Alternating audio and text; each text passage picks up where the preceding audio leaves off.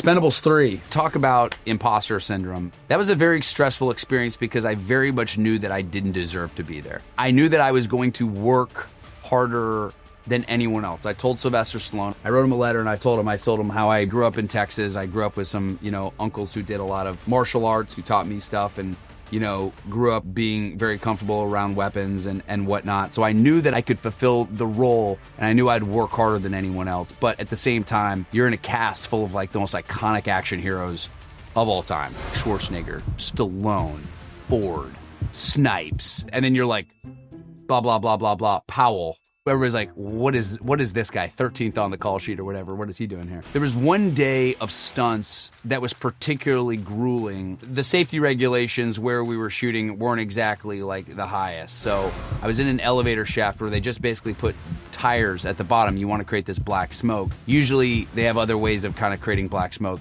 Where we were shooting, they just lit tires on fire. So I was in a burning elevator shaft, probably 11 stories up in an elevator shaft full of burning tires. So I was having trouble breathing, and I'm also having to hop and pull off this kind of crazy thing. And if I plummet, I'm not surviving that fall, but I'm also going into a bunch of, an inferno of burning tires. And that's smoke, and the heat is definitely coming up. Then in the afternoon, I pulled a stunt where I'm getting thrown up on top of a roof. And I had the reset go wrong where I stepped off of the roof and I free fell a couple stories. I thought I killed myself. So I didn't die on Expendables, but I had a couple close calls.